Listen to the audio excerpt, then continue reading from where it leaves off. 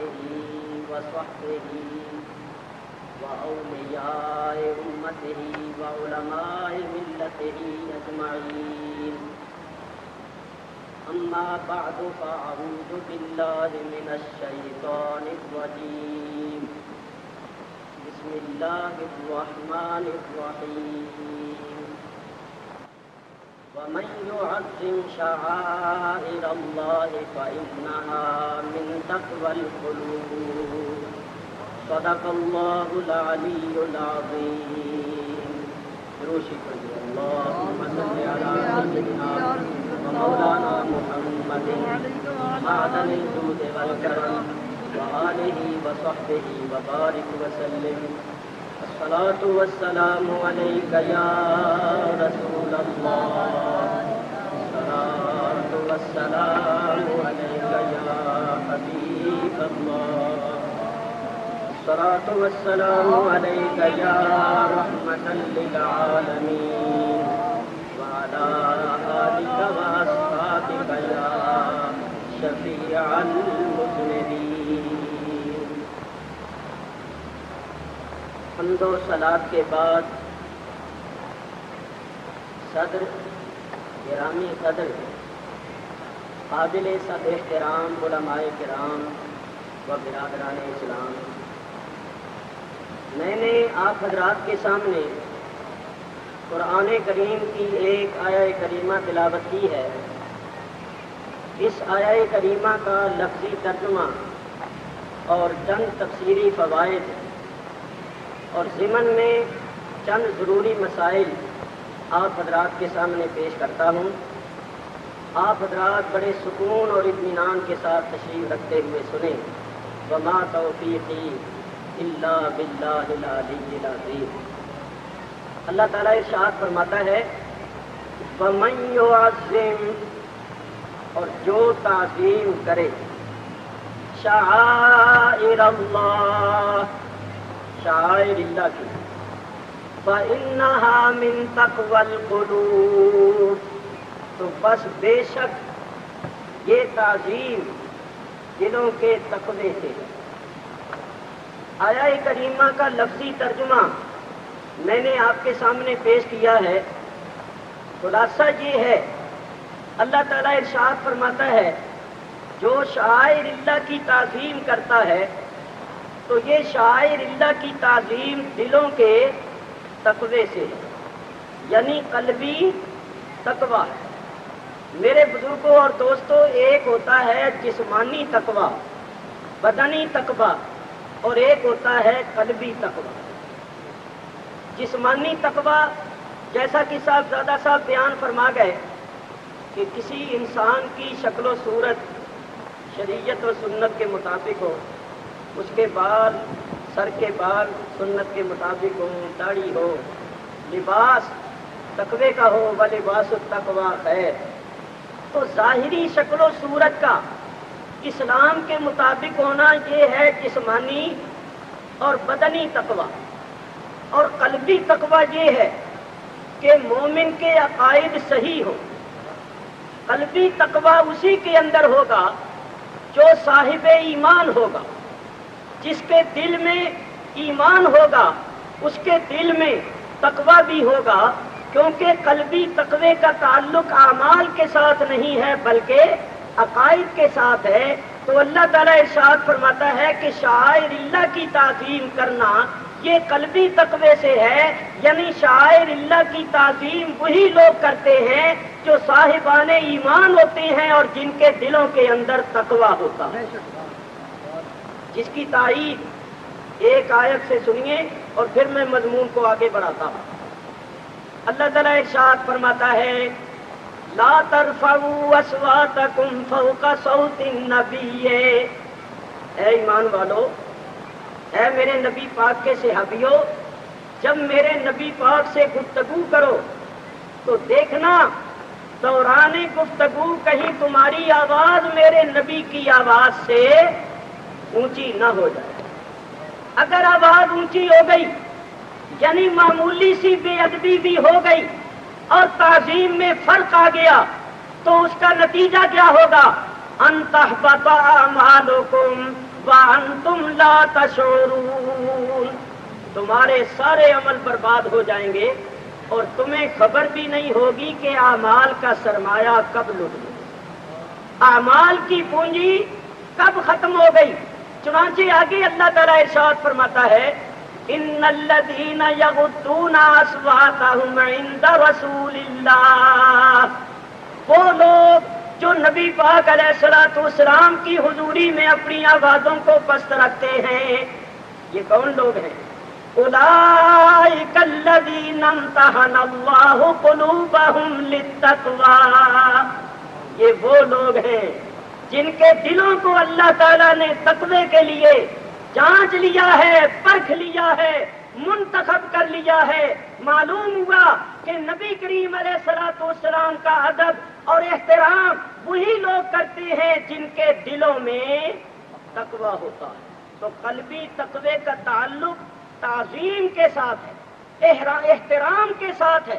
جو تعظیم کرتا ہے سمجھ لو کہ اس کے دل میں تقوی ہے، اور جو تعظیم نہیں کرتا اس کے دل میں تقوی نہیں، چاہے ظاہری شکل و صورت اس کی مسلمانوں جیسی ہی کیوں نہ۔ اب ذرا غور فرمائیے، اللہ تعالیٰ ارشاد فرماتا ہے وَمَن يُعَظِّمْ، اور جو تعظیم کرے شعائر اللہ، شعائر اللہ کی، فَإِنَّهَا مِن تَقْوَى الْقُلُوبِ، تو بس بے شک یہ تعظیم دلوں کے تقوی سے ہے۔ اس آیت سے ثابت ہوا کہ شعائر اللہ کی تعظیم قلبی تقوی ہے، یہ دل کے پاک ہونے کی علامت اور نشانی ہے۔ اب دیکھنا یہ ہے کہ شعائر اللہ کون سی چیزیں ہیں۔ شعائر اللہ جن کی تعظیم کو اللہ تعالیٰ نے قلبی تقوی فرمایا ہے، وہ شاعر اللہ کون سی چیزیں ہیں؟ تو اگر میں کہوں کہ فلاں چیز شاعر اللہ ہے، فلاں چیز شاعر اللہ میں سے ہے، تو میری کیا حیثیت ہے اور میرا کیا مقام ہے؟ آئیے اللہ تبارک و تعالیٰ سے سوال کرتے ہیں، قرآن پڑھتے ہیں اور دیکھتے ہیں کہ کون سی چیزیں شاعر اللہ۔ اللہ تعالیٰ ارشاد فرماتا ہے ان الصفا والمروۃ من شعائر اللہ، بے شک صفا اور مروہ دونوں پہاڑیاں شاعر اللہ میں سے۔ میرے بزرگوں اور دوستوں ذرا غور کرو، اس دنیا کے اندر ہزاروں پہاڑ ہیں، لاکھوں پہاڑ ہیں، بڑے بڑے خوبصورت پہاڑ ہیں، بڑے بڑے سرسبز اور شاداب پہاڑ ہیں، ایسے ایسے پہاڑ ہیں کہ بعض پہاڑوں میں سے سونا نکلتا ہے۔ میں نے اپنی آنکھوں سے دیکھا، میں ساؤتھ افریقہ میں گیا۔ ساؤتھ افریقہ کا شہر ہے مشہور شہر، سب سے بڑا شہر جس کا نام ہے جوہانسبرگ، اس شہر کے اندر 6-7 سونے کے پہاڑ ہیں شہر کے اندر۔ اور اسی ساؤتھ افریقہ کے شہر کیپ ٹاؤن میں میں گیا تو وہاں میں نے دیکھا کہ وہاں ہیروں کے پہاڑ ہیں، ڈائمنڈ۔ یہ چھوٹا سا ہیرا جو انگوٹھی کے اندر لگا ہوتا ہے اس کی ہزاروں روپیہ قیمت ہوتی ہے، تو جب پہاڑی ڈائمنڈ کا ہو، ہیرے کا ہو، تو اندازہ کر لیجئے کہ وہ کتنا قیمتی پہاڑ ہوا۔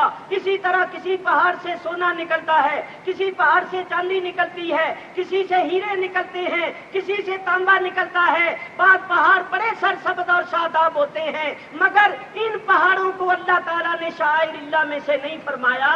یہ دو چھوٹی چھوٹی پہاڑیاں جو خانے کعبے کے قریب ہیں، جو سرسبز بھی نہیں ہیں، بظاہر جن میں سونا بھی نہیں ہے، چاندی بھی نہیں ہے، تانبا بھی نہیں ہے، ان کو اللہ تعالیٰ نے شاعر اللہ میں سے کیوں قرار دیا اور ان کی تعظیم کو دلوں کا تقویٰ کیوں فرمایا؟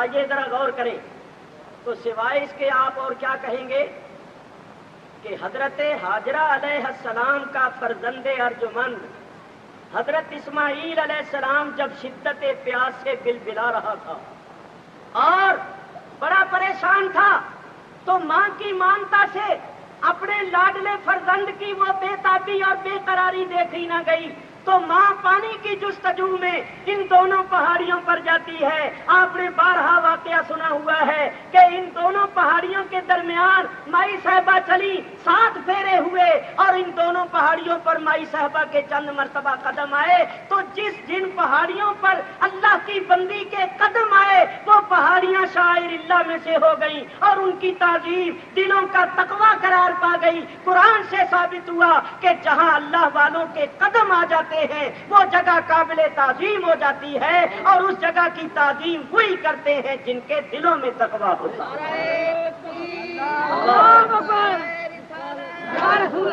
یہ صفا مروہ دونوں پہاڑیوں کو جو عظمت حاصل ہوئی وہ کس وجہ سے؟ صرف اس وجہ سے کہ حضرت حاجرہ علیہ السلام کے قدم آئے۔ تو بولو حضرت حاجرہ نبیہ ہیں یا ولیہ ہیں؟ ولیہ۔ قرآن سے ثابت ہو گیا کہ جہاں ولی اللہ کے قدم آ جائیں وہ جگہ قابل تعظیم ہو جائے۔ میرے بزرگوں اور دوستوں، ہزاروں سال پہلے مائی صاحبہ نے قدم رکھے اور پھر اٹھا لیے۔ اب وہاں نہ مائی صاحبہ خود ہیں نہ ان کے قدموں کے نشان موجود ہیں۔ ہاں ان کے قدم ضرور آئے تھے، قدم رکھے اور اٹھا لیے، مگر وہ جگہ قیامت تک کے واسطے شاعر اللہ میں سے ہو گئی اور اس کی تعظیم دلوں کا تقویٰ قرار پا گئی۔ قرآن سے ثابت ہوا جہاں اللہ والوں کے قدم آ جاتے ہیں وہ جگہ قابل تعظیم ہو جاتی ہے۔ اور سنیے، رجب شریف کا مہینہ ہے، جگہ جگہ معراج شریف کا بیان ہوا ہوگا اور انشاءاللہ ہوگا۔ آپ نے علماء سے سنا ہوگا اور سنیں گے۔ ہمارے نبی کریم علیہ الصلوۃ والسلام کی سواری جب مسجد حرام سے مسجد اقصی کی طرف چلی تو راستے میں آیا مدینہ طیبہ، جس کا پہلا نام ہے یثرب۔ جبریل امین نے کہا یا رسول اللہ یہ وہ بستی ہے جہاں آپ ہجرت کر کے تشریف لائیں، یعنی یہی وہ سرزمین ہے جس سرزمین کو آپ کے قدموں کو چومنے کا شرف حاصل ہوگا۔ اسی سرزمین پر آپ کی نبوت اور رسالت کے انوار جگمگائیں گے۔ یہی وہ سرزمین ہے جو قیامت تک آپ کے انوار و تجلیات سے جگمگائے گی۔ یہی آپ کی قبر انور ہوگی، یہی وہ مقدس بستی ہے جو آپ کی ہجرت گاہ ہے، اور یہی آپ کا مزار انور ہوگا۔ تو یہاں اتریے اور 2 رکعت نماز پڑھی۔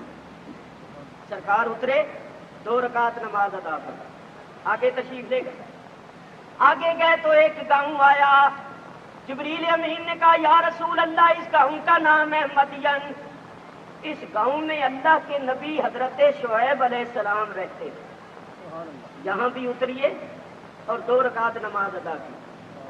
حضور علیہ الصلوۃ والسلام اترے، 2 رکعت نماز ادا فرمائی، آگے تشریف لے گئے۔ ایک پہاڑ آیا، جبریل امین نے کہا یا رسول اللہ یہ وہ پہاڑ ہے جس پر موسیٰ علیہ السلام اللہ سے ہم کلام ہوتے تھے، یہ کوہ طور ہے، یہاں بھی اتریے اور 2 رکعت نماز ادا فرمائی۔ حضور وہاں بھی اترے، 2 رکعت نماز ادا فرمائی، آگے تشریف لے گئے تو ایک مقام آیا جس کا نام ہے بیت اللحم، اسے یروشلم بھی کہتی ہیں۔ جبریل امین نے کہا یا رسول اللہ یہ وہ مقام ہے جہاں حضرت عیسیٰ علیہ السلام کی ولادت ہوئی تھی، یہاں بھی اتریے اور 2 رکعت نماز ادا فرمائیے۔ سرکار وہاں بھی اترے اور 2 رکعت نماز ادا فرمائی۔ مولوی اشرف علی صاحب تھانوی نے ان ساری حدیثوں کو اپنی کتاب نشر الطیب کے اندر نقل کیا ہے۔ میں ان کا حوالہ اس لیے پیش کر رہا ہوں کہ اپنے دوسروں کو بتانے کے لیے پیش کر سکے اور مخالف انکار کی جرأت نہ کرے۔ ان کا حوالہ پیش کر دینا یہ مخالفوں کے واسطے حجت کاملہ، خود ان کے حکیم الامت نے یہ حدیثیں نقل کی۔ تو ذرا غور سے سنو، جبریل امین نے جو نبی کریم سے عرض کیا کہ یہاں اتریے اور نماز پڑھیے، یہ جبریل نے اپنی طرف سے کہا تھا یا اللہ کے حکم سے کہا تھا؟ اللہ تعالیٰ ارشاد فرماتا ہے وَيَفْعَلُونَ مَا يُؤْمَرُونَ، فرشتے وہی کچھ کرتے ہیں جو ان کو حکم دیا جاتا ہے۔ تو ماننا پڑے گا کہ جبریل نے اپنی طرف سے نہیں کہا بلکہ اللہ نے حکم دیا، جبریل ان مقامات پر میرے حبیب کو اتارو اور نماز پڑھاؤ، اس لیے کہ میرے حبیب کی امت کو پتہ چل جائے کہ جن مقامات مقدسہ کی نسبت اللہ کے برگزیدہ بندوں کے ساتھ ہو جائے ان مقامات کی زیارت کرنا اور وہاں تبرکاً نفل وغیرہ پڑھنا یہ ہمارے حبیب کی سنت ہے۔ اللہ میرے بزرگوں نبی کریم علیہ السلام نے ان مقامات کو شرف بخشا، ان کی عزت کو اور بڑھایا۔ اب ذرا غور کرو، مدینہ طیبہ میں ابھی حضور تشریف نہیں لائے، مگر اس سرزمین کو ازل سے ہی یہ شرف حاصل تھا۔ اور وہ جو گاؤں تھا مدین، اس گاؤں میں حضرت شعیب علیہ السلام ہمارے نبی پاک علیہ السلام کی ولادت سے تقریباً 2500 سال پہلے رہے۔ 2500 سال گزر گئے، اس بستی میں آپ نے کچھ عرصہ قیام کیا، لیکن اس بستی کی عظمت، اس مقام کی عظمت، اس زمین کا تقدس ابھی تک باقی ہے۔ اور اللہ فرماتا ہے میرے حبیب کو کہو کہ یہاں اتریں اور 2 رکعت نماز ادا فرمائیں۔ اسی طرح کوہ طور پر موسیٰ علیہ السلام تو 2500 سال پہلے ہم کلام ہوئے، کیونکہ حضرت موسیٰ اور حضرت شعیب علیہ السلام کا ایک ہی زمانہ تھا۔ فرق یہ تھا کہ موسیٰ علیہ السلام نوجوان تھے، حضرت شعیب علیہ السلام بوڑھے ہو گئے تھے، اور حضرت عیسیٰ علیہ السلام جس مقام پر پیدا ہوئے تھے وہ 500 کتنے سال پہلے کی بات تھی۔ معلوم ہوا کہ جن مقامات کی نسبت اللہ والوں کے ساتھ ہو جائے ان مقامات کی زیارت کرنا اور وہاں نفل وغیرہ پڑھنا یہ ہمارے نبی پاک کی سنت ہے۔ نعرہ تکبیر، اللہ اکبر، یا رسول اللہ، مولانا محمد شفیع صاحب کاروی زندہ باد۔ میں اس سے بھی واضح تر دلیل پیش کرتا ہوں جس کا کوئی انکار نہ کر سکے۔ اس مجمع میں اللہ کے فضل و کرم سے بہت سے حاجی صاحبان تشریف رکھتے ہیں اور سب جانتے ہیں، جنہوں نے حج نہیں کیا ان کو بھی اللہ حج و زیارت سے مشرف فرمائے، دیکھ لینا جا کر، اور جنہوں نے دیکھا ہے وہ میری بات کو اچھی طرح سمجھتے۔ خانہ کعبے کے پاس ایک مقام ہے جس کا نام ہے مقام ابراہیم۔ مقام ابراہیم، وہ مقام ابراہیم کیا؟ کیونکہ وقت مختصر ہے اختصار کے ساتھ عرض کرتا ہوں۔ ایک پتھر ہے جس پر حضرت ابراہیم علیہ السلام کے قدموں کے نشان ہیں۔ جب آپ نے بیت اللہ کی دیواروں کو اٹھایا تھا تو اس پتھر پر آپ کھڑے ہوئے، اس پتھر پر آپ کے قدموں کے نشان ہیں، اور وہ پتھر وہاں رکھا ہوا ہے، اور اس کے ارد گرد چھوٹی سی بڑی خوبصورت عمارت بنی ہوئی ہے، اوپر شیشے کا گنبد بنا ہوا ہے، یعنی اوپر سے اگر آپ دیکھیں تو اندر قدموں کے نشان نظر آتے ہیں۔ تو مقام ابراہیم کیا ہے؟ اس پتھر کا نام ہے جس پتھر پر حضرت ابراہیم علیہ السلام کے قدموں کے نشان ہیں۔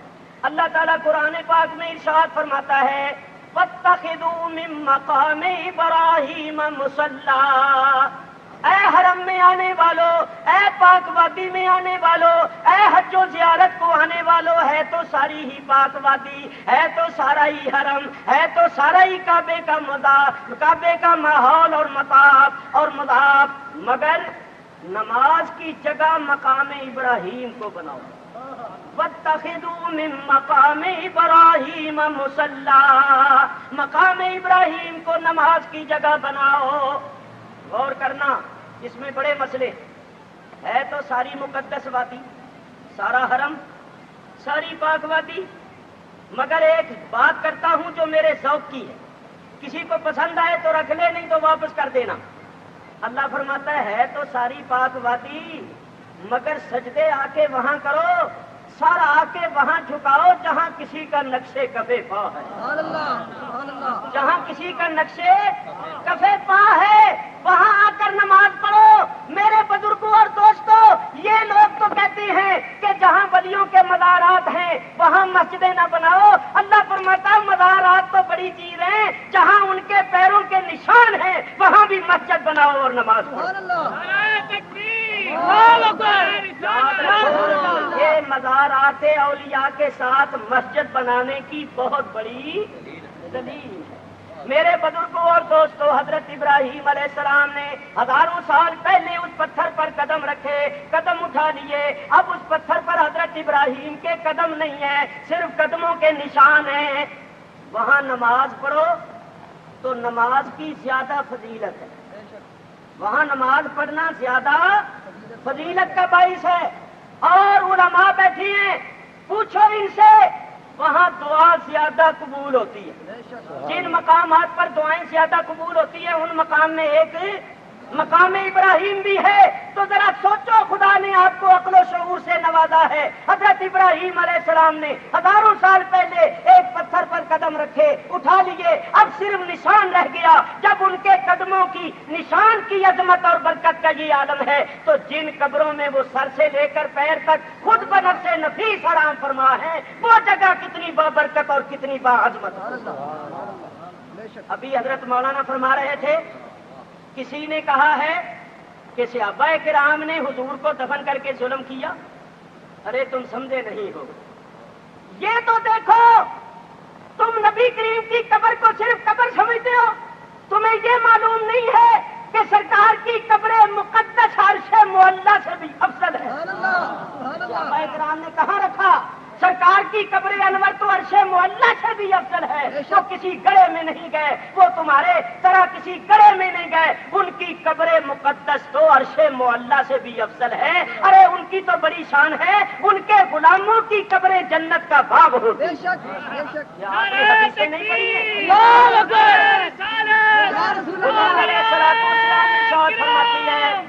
حضور ارشاد فرماتی ہیں، قبر المؤمن روضۃ من ریاض الجنہ وقبر الکافر والمنافق حفرۃ من النیران۔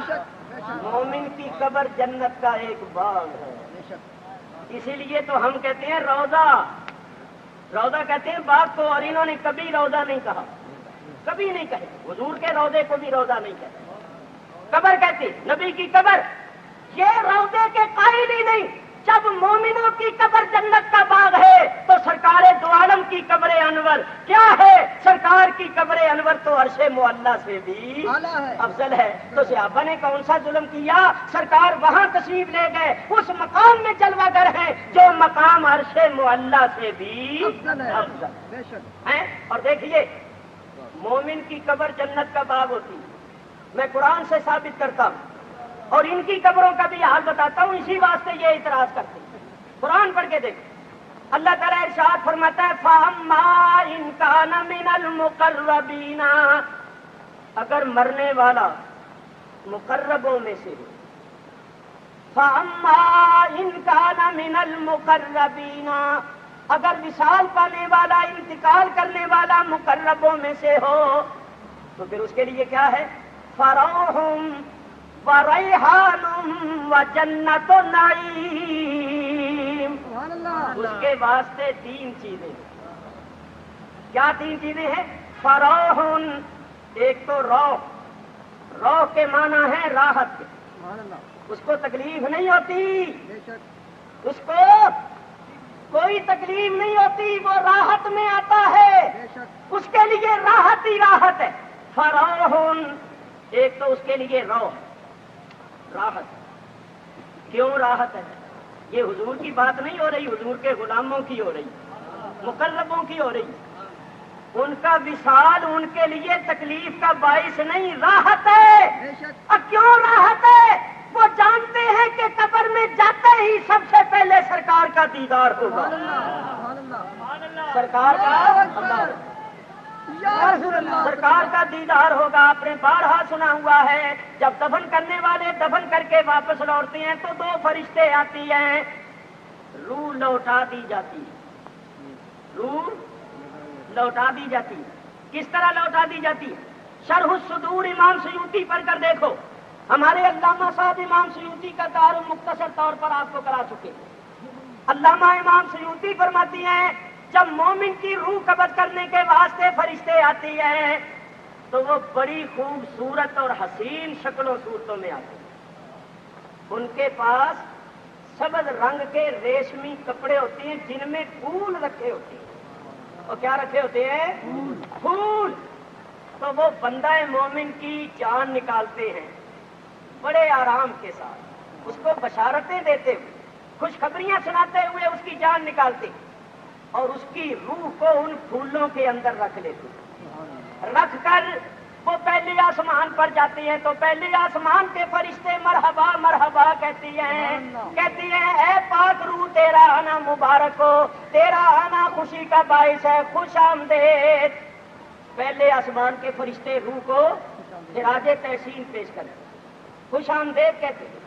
اسی طرح ہر آسمان پر اس روح کا استقبال ہوتا ہے۔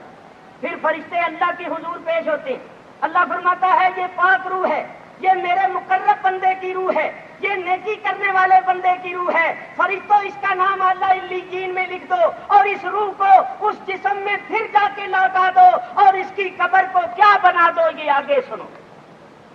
اور دوسرے جو ہے نا دوسرے، ان کی روح جب فرشتے قبض کرتے ہیں تو فرشتے بڑی مہیب اور ڈراؤنی شکلیں اختیار کر کے آتے ہیں۔ جس وقت آتے ہیں نا زمین چیرتے ہوئے پھاڑتے ہوئے، آنکھیں سرخ اور شکل بڑی مہیب اور ڈراؤنی، اور آتے ہی ان کو مارنا شروع کر دیتے ہیں، مار مار کے بھرتا بنا کے ان کی جان نکالتی ہے۔ بڑی تکلیف ہوتی ہے ان کو، جان نکال کے تو اس پلید اور خبیث روح کو کس میں رکھتے ہیں؟ ٹاٹ میں، اور اس ٹاٹ کے اوپر تار پول جو لک ڈالتے ہیں نا سڑکوں پر، کیا بولتے ہیں آپ؟ لوگ ہی بولنے پنجابی، تار پول بھی بولتے ہیں، ہمارے کراچی میں ڈامر بھی بولتے ہیں۔ وہ تار جس کے دونوں طرف یہ لک لگی ہوتی ہے بدبودار، اس کے اندر ان کی خبیث روح کو رکھ لیا جاتا ہے۔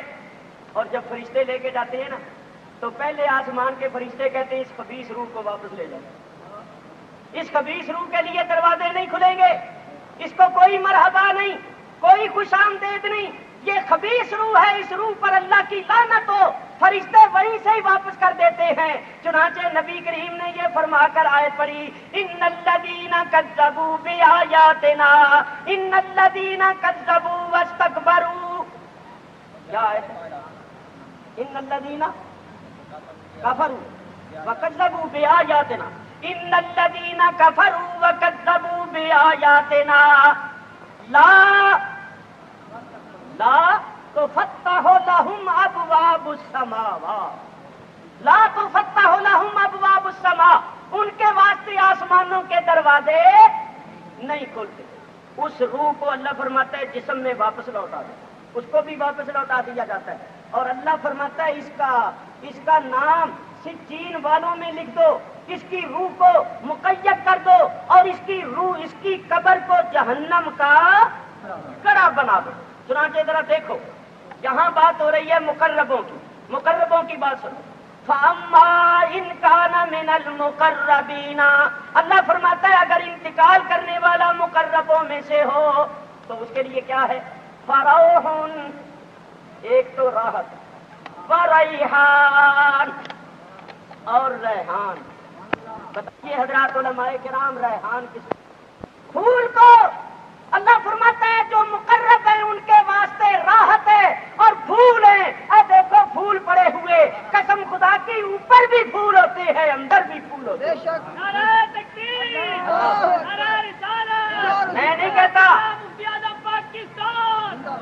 شرح الصدور کے اندر امام سیوطی لکھتے ہیں کہ مومن کی قبر کے اندر بھی پھول بچھا دیے جاتے ہیں۔ پہلے روح نکالی، اس کو بھی پھولوں میں رکھا، جب قبر میں آئے قبر بھی پھولوں سے بھر دی گئی، اندر بھی پھول باہر بھی پھول، ان کے نہ اندر پھول ہوتے ہیں نہ باہر پھول ہوتے ہیں، اور یہ کہتے ہیں پھولوں کا ڈالنا جائز ہی نہیں۔ اللہ تعالیٰ فرماتا ہے اس واسطے کہ ان کی قبریں پھولوں کے قابل ہی نہیں۔ اے دیکھو قرآن سے ثابت ہے مقربوں کے واسطے۔ فَأَمَّا إِنْ كَانَ مِنَ الْمُقَرَّبِينَ فَرَوْحٌ وَرَيْحَانٌ وَجَنَّتُ نَعِيمٍ، مومنوں کی قبر کیا ہے؟ جنت و نعیم، نعمتوں کی جنت۔ اسی واسطے تو فرمایا وَلِمَنْ خَافَ مَقَامَ رَبِّهِ جَنَّتَانِ، اس کے واسطے دو جنتی ہیں جو اللہ سے ڈر، جنت عالم برزخ جنت بنا دیا جاتا ہے، اور ایک قیامت اس کو جنت ملے گی، ان کو دونوں جنتیں ملتی۔ اور دوسرے اللہ فرماتا ہے وَإِنْ كَانَ مِنَ الْمُكَذِّبِينَ الضَّالِّينَ فَنُزُلُ حَمِيمٍ وَتَصْلِيَةُ جَحِيمٍ۔ ان کے لیے نہ راحت ہے، نہ پھول ہے، نہ ان کی جنت، ان کے واسطے کھولتا پانی اور جہنم کی آگ۔ تو ان کی قبر کیا ہوتی ہے؟ جہنم گڑا، اور مومن کی قبر جنت کا باغوں کی قبر جنت کا باغ ہے، تو نبی کی قبر تو عرش معلیٰ سے بھی افضل ہے۔ تو صحابہ کرام نے کہا عرش معلیٰ میں رکھا، تو وہ عرش معلیٰ میں رکھنا یہ ظلم ہے؟ ارے ظلم کیسے؟ ظلم ہے جس کو مٹی کے اندر دبا دیا۔ تمہیں کیا پتا ہے کہ اس کے سرکار کی قبر انور کا اندرونی حصہ جنت کیا عرش معلیٰ سے بھی افضل ہے؟ عرش معلیٰ افضل ہے۔ اسی واسطے تو وہ عرابی جو آیا تھا نا حضور کے روضے پر، اس نے کہا تھا نفس الماؤن قبر انت سہو فیہ لافاف فیہ الجود والکرم۔ یا رسول اللہ میری جان قربان ہو جائے اس پر۔ یہ قبر کیا ہے؟ فیہ لافاف، اس میں عفت ہی عفت، پاکیزگی ہی تھی، اس میں کیا ہے؟ فیہ لافاف وفیہ الکرم، کے اندر تو کرم ہی کرم ہے، تو جود ہی جود ہے، سخاوت ہی سخاوت ہے۔ یہ تو سخاوتوں کا گھر ہے، پاکیزگیوں کا گھر ہے۔ یہ قبر کیا ہے؟ یہ تو عفت و پاکیزگی کا گھر ہے۔ میری جان قربان ہو جائے اس قبر پر۔ تمہیں حضور کی قبر کی کیا معلوم ہے؟ ہم سے پوچھو، سرکار کی قبر انور عرش معلیٰ سے بھی افضل ہے۔ اچھا ایک بات میں اور بھی عرض کری ہوں، اللہ تعالیٰ میں فرماتا ہے کہ شہید زندہ، شہید بنا آئے۔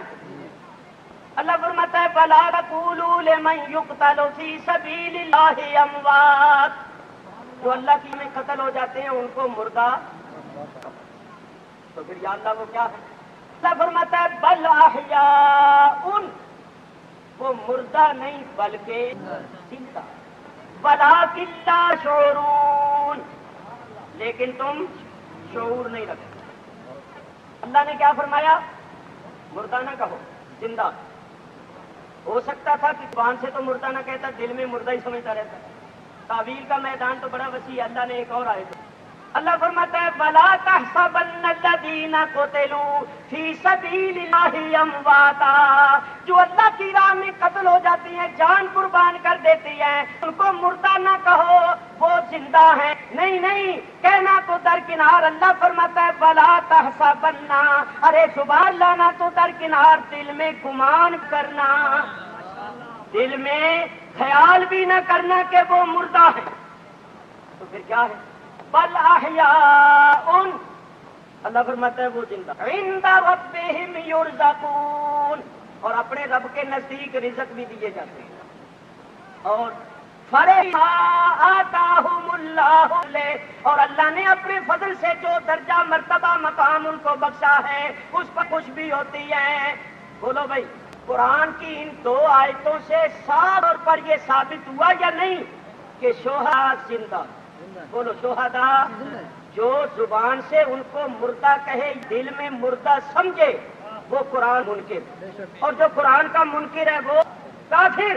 اب میں آپ سے پوچھتا ہوں کہ شہداء زندہ ہیں، تو بولو جو اللہ کی راہ میں شہید ہوئے ان کو قبروں میں دفن کیا گیا یا نہیں؟ اچھا نبی کریم نے کیا ہے؟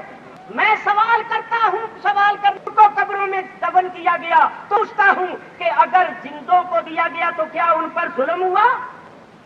نہیں ظلم ہوا، کہ جہاں وہ گئے ہیں نا مقام اس مقام سے بہتر ہے، وہ مقام اس بہتر ہے، وہ جنت ہے، اور کسی کو جنت نہ، یہ ظلم نہیں۔ ہاں تو مردوں کا جانا اس لیے ظلم ہے، جہاں جاتے ہیں وہ جنت نہیں اور جہنم کا گڑھا ہوتا ہے۔ ہمارے تو جنت میں، اور کسی کو جنت میں پہنچانا نہیں، جو اس کو ظلم خود ظالم ہے وہ نہیں کرتا۔ اور اہل سنت مات کا یہ مذہب ہے کہ انبیاء حیات شہداء کی افضل، اکمل اور بالا ہے۔ تو جب شہر میں اللہ فرماتا ہے کہ ان کو مردہ کرو، تو جن کی زندگی بھی افضل و اعلیٰ ہے ان کو مردہ کرے گمان کیا جا سکتا ہے۔ حضور کہاں ہیں؟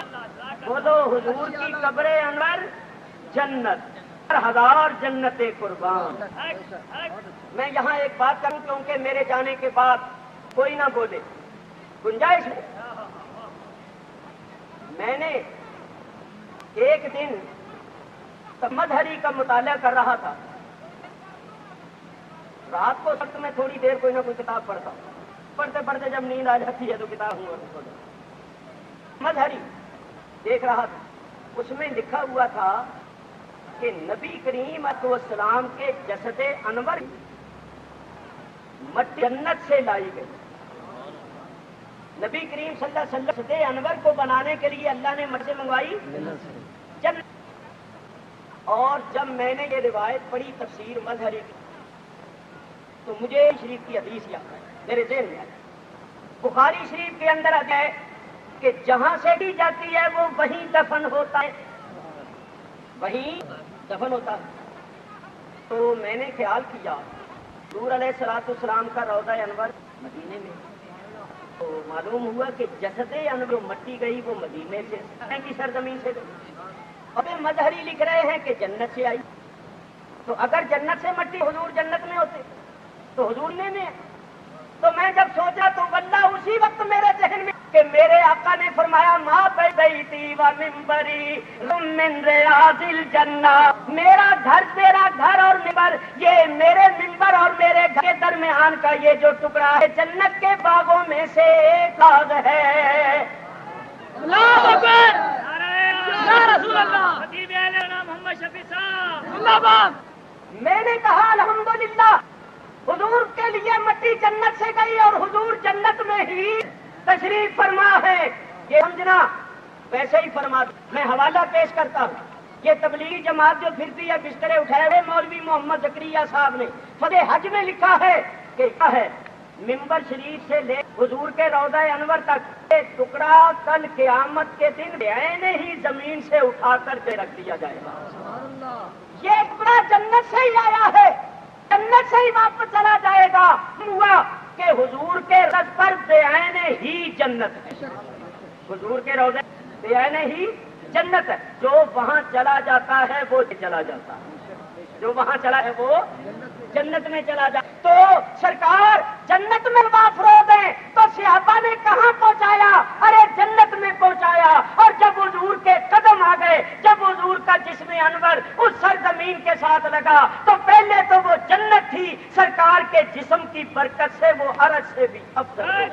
نعرہ تکبیر, نعرہ رسالت. اعلیٰ حضرت امام اہل سنت فرماتے ہیں اس طرف روضے کا نور, اس طرف منبر کی بہار, اس طرف روضہ کا نور, اس طرف منبر کی بہار, بیچ میں جنت کی پیاری پیاری پیاری واہ واہ, بیچ میں جنت کی پیاری پیاری پیاری واہ واہ. تو حضور کہاں تشریف لے گئے؟ جنت میں. صحابہ نے کہاں پہنچایا؟ جنت میں. اور جب حضور وہاں گئے, دیکھو جب اس زمین کے ٹکڑے کے ساتھ جسم انور لگا تو وہ زمین کا ٹکڑا عرش معلیٰ سے بھی افضل ہو گیا. ذرا غور کرو, اس زمین کے ساتھ اس زمین کے ٹکڑے کے ساتھ جو حضور انور کا جسم لگا وہ وصال سے پہلے لگا یا وصال کے بعد؟ وصال کے بعد. معلوم ہوا وصال کے بعد بھی خیر جاری ہے, اور ایسا جاری ہے کہ جس زمین کے ساتھ جسم لگا حضور نے فیض پہنچا کے زمین کے اس ٹکڑے کو عرش معلیٰ سے افضل بنا. تو انہوں نے انبیاء و اولیاء کے مقامات کی عظمت کو نہیں سمجھا. اللہ تعالیٰ ارشاد فرماتا ہے وَاتَّخِذُوا مِن مَّقَامِ إِبْرَاهِيمَ مُصَلًّى, مقام ابراہیم کو نماز کی جگہ بناؤ. مقام ابراہیم میں دعا زیادہ قبول ہوتی, نماز پڑھو تو اس کی فضیلت زیادہ. کیوں؟ وہاں ابراہیم علیہ السلام کے قدموں کے صرف نشان ہیں. تو ذرا سوچو جہاں اللہ والوں کے قدموں کے نشان ہیں, جب وہ جگہ اس قدر برکت اور عظمت والی ہے تو جہاں وہ سر سے لے کر آرام فرما ہے ان کی وہ قبریں کتنی عظمت اور برکت والی ہو. مگر ان مقامات کی عزت اور تعظیم وہ کرتے ہیں جن کے دلوں میں تقویٰ, اور جو تعظیم نہیں کرتا سمجھ لو بے شک اس کی شکل صورت مومنوں والی ہے مگر دل تقوی سے خالی. دل تقوی سے خالی ہے.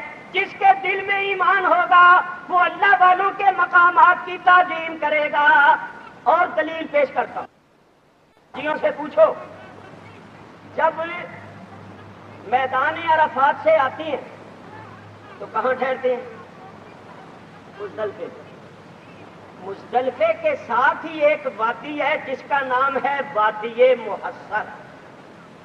وادی محصر سین کے ساتھ وادی محصر. یہ وادی کون سی ہے؟ یہ وہ وادی ہے جہاں اصحاب فیل پر عذاب آیا. وہ ابرہہ بن سبال اشرم جو 60,000 کا لشکر اور 12 جنگی ہاتھی لے کر آیا تھا معاذ اللہ خانہ کعبے کو گرانے کے واسطے، تو اللہ تعالیٰ نے ابابیلوں کا لشکر بھیجا تھا اور اس کو تہس نہس کر دیا تھا. تو یہی وہ وادی ہے جہاں ان پر عذاب آیا تھا. اب ذرا غور سے سنیے. نبی کریم علیہ الصلوۃ والسلام ایک مرتبہ اپنے صحابہ کے ساتھ اس وادی میں سے گزرے. حضور نے فرمایا میرے صحابیوں اس وادی سے جلدی گزر جاؤ. اس وادی سے جلدی گزر جاؤ اور رو. اگر رونا نہیں آتا رونے جیسی شکل بنا لو. جلدی اس وادی سے گزر جاؤ کیونکہ یہ وہ وادی ہے جس وادی میں اللہ کا عذاب نازل ہوا. تو عذاب تو نازل ہوا تھا کتنا عرصہ پہلے. عذاب کب نازل ہوا تھا؟ حضور کی ولادت سے پہلے. اور یہ واقعہ ہے دعوی نبوت کرنے کے بعد. تو عذاب آیا برسوں پہلے مگر اس عذاب کے اثرات ابھی تک موجود ہیں. اور اب بھی حکم ہے کہ وہاں نہ ٹھہرو. چنانچہ وہاں کی حکومت نے بورڈ لگائے ہوئے تختیاں لے کے لگائی ہوئی ہیں کہ یہاں سے آگے وادی محصر ہے، وہاں ٹھہرنا جائز نہیں. معلوم ہوا ابھی تک عذاب کے آثار موجود ہیں. قیامت تک نحوست موجود رہے گی. تو جہاں عذاب نازل ہوتا ہے اگر عذاب کے اثرات ہزاروں سالوں تک باقی رہتے ہیں تو ماننا پڑے گا کہ جہاں رحمتیں نازل ہوتی ہیں ان رحمتوں کی برکات بھی ہمیشہ باقی رہتی ہیں. نعرہ تکبیر، نعرہ رسالت. یہی وجہ ہے کہ جبریل امین نے کہا یا رسول اللہ یہ گاؤں حضرت شعیب علیہ السلام کا ہے. یہاں حضرت شعیب علیہ السلام کتنا عرصہ پہلے 2,500 سال پہلے رہے تھے مگر برکتیں موجود ہیں اور وہ جگہ قیامت تک کے واسطے برکت ہو گئی. معلوم ہوا جہاں اللہ والوں کے قدم آ جاتی ہیں، جہاں اللہ والے تشریف رکھتے ہیں وہ جگہ با برکت ہوتی ہے، با عظمت ہوتی ہے. اور اس جگہ کی تعظیم وہی کرے گا جس کے دل میں تقوی ہوگا. اور یہ تعظیم نہیں کرتے، یہ تعظیم نہیں کرتے. ثابت ہوا ان کے دلوں میں تقوی نہیں ہے. اور جب تقوی نہیں ہے تو ایمان نہیں، کیونکہ جس کے دل میں ایمان ہوگا اس دل میں تقوی بھی ہوگا. اور جب تقوی نہیں تو ایمان نہیں. تو میاں یاد رکھو ہم مقامات مقدسہ کی تعظیم اس لیے کرتے ہیں کہ ان مقامات کی نسبت اللہ والوں سے ہو. آئیے اب صحابہ کرام کو دیکھیے، کیونکہ حضور نے فرمایا نا کہ میری امت میں 73 فرقے ہو جائیں گے. صحابہ نے کہا سب جنت میں جائیں گے؟ فرمایا کلہم فی النار الا واحد، سب دوزخ میں جائیں گے ایک جنتی ہوگا سوائے ایک کے. ایک جنت میں جائے گا. تو صحابہ نے کہا یا رسول اللہ اس کی پہچان؟ فرمایا ما انا علیہ و صحابی، وہ اس طریقے پر ہوگا جس طریقے پر میں ہوں اور میرے اصحاب. حضور کے طریقے کو کہتے ہیں سنت اور حضور کے اصحاب ہیں جماعت. مشکات شریف پڑھ کر دیکھو حضور نے فرمایا یہ جماعت ہے اور ید اللہ علی الجماع، کسی جماعت پر اللہ کا ہاتھ ہے. یاد رکھنا اس جماعت سے علیحدہ نہ ہونا. تو نبی کریم کے طریقے کو کہتی ہیں سنت. حضور فرماتے ہیں جنتی وہ ہوگا جو میرے طریقے پر ہوگا، یعنی میری سنت پر عمل کرنے والا ہوگا. اور حضور کی سنت پر عمل کرنے والے کو کہتے ہیں اہل سنت. نعرہ تکبیر، اللہ اکبر. اور حضور کی اصحاب جماعت. تو جنتی وہ ہوں گے جو حضور کے نقش قدم پر چلنے والے، حضور کی سنت پر عمل کرنے والے اور صحابہ کرام کے طریقے پر چلنے والے. اور یہ بھی آپ نے سنا ہے کہ حضور فرماتے ہیں صحابی کا نجوم، میرے صحابہ تاروں جیسے. باپی آئیے ہم اقتدیتم تم جس کی بھی اقتدا کرو گے ہدایت پا جاؤ گے. آئیے اب صحابہ کو دیکھیں. حضرت عبداللہ ابن عمر رضی اللہ تعالیٰ عنہ بڑے جلیل القدر صحابی اور محدث صحابی. علماء جانتے ہیں کہ کتنی حدیثیں ان سے مروی ہیں. نبی کریم کی سنت پر شدت سے عمل کرنے والا بہت بڑے محدث صحابی، عالم صحابی. شفا شریف کے اندر علامہ امام قاضی عیاض نے لکھا کہ حضرت عبداللہ ابن عمر کیا کرتے تھے. بیان کرو ذرا. جمعے کے دن جمعے کی نماز کے بعد، حضور کے وصال کے بعد کی بات کرنا، حضور کے وصال کے بعد حضرت عبداللہ ابن عمر جمعے کے دن جمعے کے بعد نمازیوں کے سامنے حضور کے ممبر شریف کے پاس تشریف لے جاتے. اور ممبر شریف پر جو تیسری سیڑھی تھی جہاں حضور بیٹھتے تھے وہاں اس طرح ہاتھ پھیرتے. حضور کے بیٹھنے کی جگہ پر اس طرح ہاتھ پھیرتے اور پھر اپنے منہ پر ایسے. حضور کے بیٹھنے کی جگہ پر ہاتھ پھیر کر کہاں ہاتھ پھیرتے؟ اپنے منہ پر. جسم میں سب سے اعلیٰ مقام منہ ہے. پھر اپنے چہرے پر ہاتھ پھیرتے اور یہ عمل لوگوں کو دکھا کر کرتے. جمعے کے دن کرتے تاکہ لوگ دیکھ لیں کہ ہم صحابہ کرام ان چیزوں کا کتنا ادب کرتے ہیں جن چیزوں کی نسبت حضور کے ساتھ رہی. دیکھو بھائی کیا کرتے تھے، ایسے آتے تھے اور پھر منہ پر پھیرتے. ماننا پڑے گا کہ ان کا عقیدہ یہ تھا کہ جب میں ہاتھ پھیرتا ہوں تو اس مقام کی، اس مقدس مقام کی برکتیں میرے ہاتھوں میں آ جاتی ہیں، اور جب وہ ہاتھ منہ پر پھیرتا ہوں تو وہ برکتیں منہ تک جاتی ہیں. تو معلوم ہوا کہ جن مقامات مقدسہ کی نسبت اللہ کے پیاروں کے ساتھ ہو ان مقامات پر ہاتھ پھیر کر منہ پر ہاتھ پھیرنا یہ سنت صحابہ ہے. بولو یہ کرتے ہیں؟ یہ کرتے ہیں؟ نہیں کرتے. اور ہم کرتے ہیں تو ہمارا یہ کرنا صحابہ کرام کے طریقے کے مطابق. حضرت عبداللہ ابن عمر، اب ذرا سوچئے، حضرت عبداللہ ابن عمر کو کس نے یہ بتایا تھا کہ اس منبر میں بڑی برکتیں؟ بات کیا تھی؟ سنو، انہوں نے اپنی آنکھوں سے دیکھا تھا کہ وہ ستون حنانہ جس کے ساتھ چند روز حضور نے پشت انور لگا کر بات فرمایا تھا، تو جب یہ ممبر بن گیا تھا اور حضور اس ممبر پر بیٹھے تھے تو وہ ستون حنانہ حضور کے ہجر و فراق میں رونے لگ گیا. رونے لگ گئے. ایسی درد بھری آواز نکلی کہ صحابہ کہتے ہم متحیر ہو گئے. قریب تھا کہ درد و سوز کے ساتھ ہمارے کلیجے پھٹ جاتے کہ اس درد کے ساتھ کون رویا، اس درد کے ساتھ. مولانا روم رحمت اللہ علیہ فرمایا کہ اس نے حنانہ از ہجر رسول اور نالا میدد ہم چو ارباب عقول. وہ سوکھا ہوا لکڑی کا تنا سرکار کے ہجر و فراق میں اس طرح رویا جس طرح کوئی عقل مند آدمی بڑے درد و سوز کے ساتھ. صحابہ متحیر ہوئے. کون ہوتا ہے؟ حضور ممبر سے نیچے اترے اور اتر کر اس ستون کے پاس گئے اور اس کو سینے سے سبحان اللہ اس پر ہاتھ پھیرا. جب حضور نے سینے سے لگایا اور اس پر ہاتھ پھیرا اس کا رونا بند ہوا. اس نے آہستہ آہستہ تسکین پائی. سیدنا امام جعفر صادق رضی اللہ تعالی عنہ جب اس حدیث کو بیان کرتے تو دارو دار روتے. فرماتے ہم میں تو سرکار کی محبت لکڑیوں جیسی بھی نہیں. ہم کبھی سرکار کے ہجر و فراق میں نہیں روئے. اور لکڑی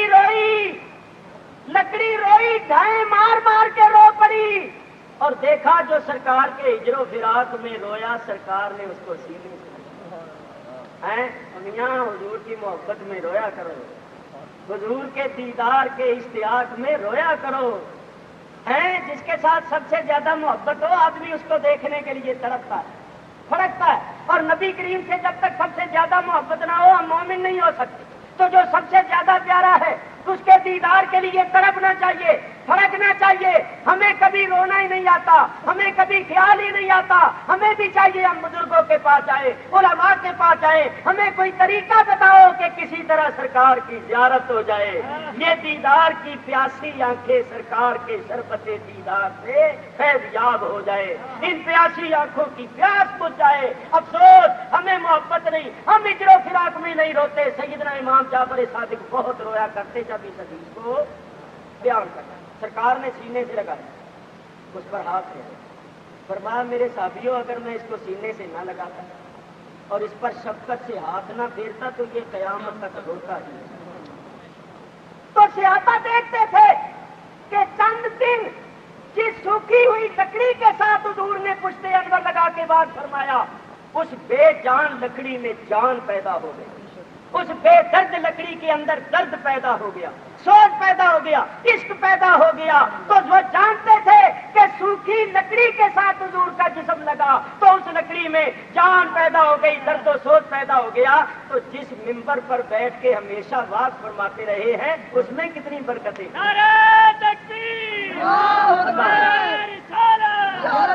میرے بزرگوں اور دوستوں، حضرت عبداللہ ابن عمر ممبر پر ہاتھ پھیرتے اور پھر منہ پر ہاتھ پھیرتے. آج ذرا تم جا کے دیکھو، مدینے میں جا کے ایسا کرو کیا ہے ہذا شرک، ہذا شرک. لو انہوں نے شرک تو سوا آنا ہی. میاں تمہیں کیا پتا ہے محبت کی دنیا کیا ہے؟ جس ممبر پر بیٹھ کے حضور بات فرماتے ہیں، جو ممبر حضور کے جسم کے ساتھ لگا ہے، تو محبت والا اس پر ہاتھ پھیرتا ہے، اس کو چومتا ہے، تو اس کا یہ مطلب تو نہیں کہ اس نے اس ممبر کو خدا بنا لیا ہے یا معبود بنا لیا ہے یا اس کی پوجا اور پرستش شروع کر دی ہے. چومنا پوجا نہیں، یہ محبت کی علامت ہے. اگر چومنا پوجا ہے تو بولو بھلا تم کس کس کو چومتے رہتے ہو؟ تم اپنے بچے کو پیار سے چوم لیتے، کیا مطلب تم نے اس کو خدا سمجھ لیا؟ پیار آیا تم نے چوم لیا. آگے میں نہیں بڑھ سکتا، آپ ہی بڑھ جاؤ تو بڑھتے ہی رہتے ہو. تو جب جوش چڑھ دے کی چومی جاندے اور مولوی تینوں جوش چڑھے تے تو سب کچھ ہی چوم جائے اور حضور کا عاشق محبت سے حضور کے روضے کی دیوار کو چومے سے شرک کرتا ہے. کوئی حیا کریے تو محبت کی محبت والوں کی دنیا اور ہے. محبت والے تو اس کتے کے بھی پیر چومتے ہیں جو کتا محبوب کی گلیوں میں پھرتا ہے. اور تجھے تو محبت کی ہوا نہیں لگی، تو محبت کے اسرار کو جائے. بہت اچھا. کسی محبت والے کے پاس جا، اس سے دین سیکھ. دین کے آداب آتے ہیں تو اہل عشق سے آتے ہیں. ڈاکٹر اقبال نے کیا اچھا کہا، فرماتے ہیں کہ دین کرکتی پختہ بے آداب عشق اور دین بگیر از صحبت ارباب عشق. فرماتے ہیں دین نہیں پختہ ہوتا جب تک عشق و محبت کے آداب نہ آئے. اور عشق و محبت کے آداب سیکھنے ہیں تو یہ جو سیم دے مارے ہوئے مولوی نے اور سیم کے مارے ہوئے خشک ملا، ان سے نہ تو سیکھ. ان کو کیا پتا، ان کو تو عشق و محبت کی آواز نہیں لگی. اور باب عشق و محبت کے پاس جا اور ان سے جا کر دین کے آداب سیکھ. میرے بزرگوں اور دوستوں سنو، جب تک عشق حاصل نہ ہو کتنا علم پڑھ جائے، علامہ بن جائے، فہامہ بن جائے، مجتہد بن جائے، منطقی بن جائے، فلسفی بن جائے، کچھ حاصل نہیں جب تک عشق نہ ہو. اور عشق ہو حضور. آمین. ڈاکٹر اقبال بھی خوب آدمی. ڈاکٹر اقبال کہتے ہیں وہ دعا مانگتا ہے اللہ سے، ہاتھ اٹھاتا ہے تو کیا مانگتا ہے؟ یا اللہ مجھے روٹی دے، یا اللہ مجھے بوٹی دے، یا اللہ مجھے کوٹھی دے. روٹی بوٹی کو اچھی مانگتی، یہ بھی تو مانگنے کی. ڈاکٹر اقبال کہتے ہیں آپ تجھے میں بتاؤں کیا مانگوں. ذرہ عشق نبی از حق طلب، یہ دعا کیا کر مولا اپنے حبیب کے عشق کا ایک ذرہ ہی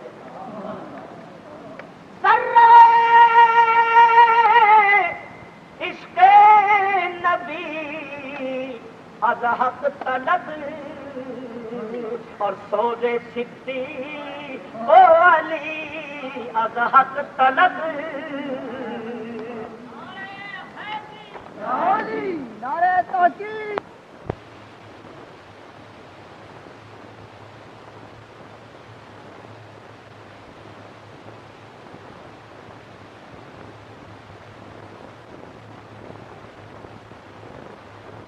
عطا فرما دے وہ درد و سوز عطا فرما جو تو نے صدیق اکبر اور مولا علی کو عطا فرما.